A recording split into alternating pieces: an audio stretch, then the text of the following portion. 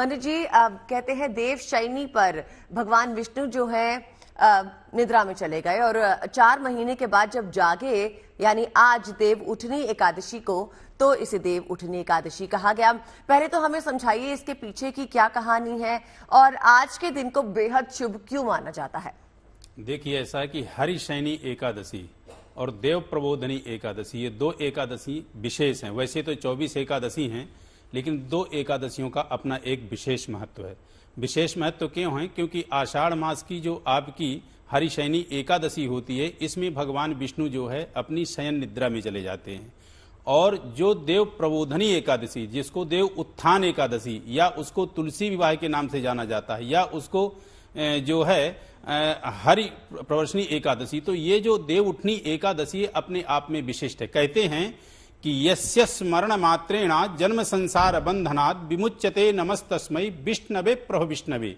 जन्म संसार बंधनात्, इस एकादशी के दिन यदि कोई व्यक्ति भगवान विष्णु का व्रत रखता है, भगवान विष्णु की आराधना पूजा करता है, भगवान विष्णु के विष्णु सहस्रनाम या ओम नमो भगवते वासुदेवाय इस मंत्र का जाप करता है, तो जन्म संसार बंधनात् विमुच्यते, जो किसी भी प्रकार के पापों से घिरा हुआ है, किसी भी प्रकार के कष्टों से घिरा हुआ है, तो यस्य स्मरण मात्रेण जन्म संसार बंधनात्, इस संसार में जन्म और मृत्यु के बंधन से मुक्त हो जाता है। और उसके विषय में और विशेष क्या कहते हैं कि आज की जो हरिशयनी वो देव उठनी एकादशी है, आज के ही दिन से सभी मांगलिक कार्य आपके शुरू हो जाते हैं। जैसे शादी, विवाह, मुंडर, यज्ञोपवीत संस्कार, गृह प्रवेश आदि कुछ भी होते हैं तो आज के दिन से प्रारंभ वो हो जाते हैं।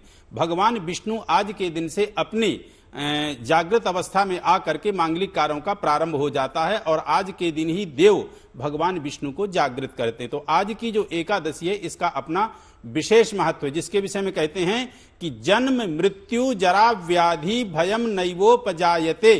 जो व्यक्ति आज के दिन भगवान विष्णु का किसी भी प्रकार से पूजन कर लेता है तो जन्म मृत्यु जरा व्याधि, जो 4 प्रकार की व्याधियां और 4 प्रकार का भय होता है, जन्म मृत्यु जरा व्याधि भयम नहीं हो जाती। जन्म में जो पीड़ा होती है, व्याधि किसी प्रकार की व्यक्ति को रोग व्याधि बाधा है, जन्म मृत्यु जरा व्याधि भयम नहीं हो जाते। और मृत्यु का जो डर, मृत्यु का जो भय, मृत्यु का जो कष्ट होता है, ये सभी प्रकार से इससे च्युत हो जाता है। तो आज के दिन आप जो है भगवान विष्णु शालिग्राम की पूजा करें और आज के दिन ही से ही माँ तुलसी का जो है विवाह होता है। किनसे? भगवान विष्णु से, जो माँ तुलसी पूर्व जन्म में वृंदा थी, इन्हीं किसकी पत्नी? जालंधर की पत्नी थी। और जालंधर की पत्नी थी और माँ जो है तुलसी का इतना विशेष महत्व है कि उनका सतीत्व अखंड ब्रह्मांड में उनका यह जो है अचल रहा है, जो कि इस सतीत्व को यदि भगवान विष्णु नष्ट ना करते तो किसी भी स्थिति में जालंधर को मारा ना जाता।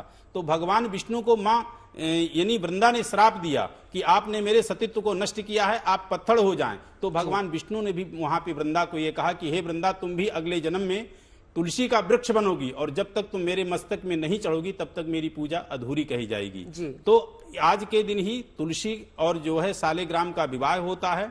तुलसी का भी पूजन ऐसे ही करें जैसे भगवान का पूजन करते हैं, और भगवान विष्णु का तो पूजन अनन्य भाव से करें ही। जो जिस भाव से जैसे भगवान विष्णु का पूजन कर सकता है, नहीं कुछ कर सकता है, तो ओम नमो नारायणाय या ओम नमो भगवते वासुदेवाय, ओम विष्णवे नमः, किसी भी प्रकार के नाम का जप कर लें, आपका उद्धार हो जाएगा। क्योंकि भगवान विष्णु, भगवान श्री कृष्ण ने गीता में कहा है कि व्रतों में सर्वोत्तम व्रत राज एकादशी व्रत हूं, जब भगवान कृष्ण ने अर्जुन को उपदेश दिया। जी अरविंद जी, बहुत बहुत शुक्रिया। बहुत ही रोचक जानकारी जो आपने हमें दी आज शालिग्राम और माँ वृंदा यानी तुलसी के विवाह के बारे में।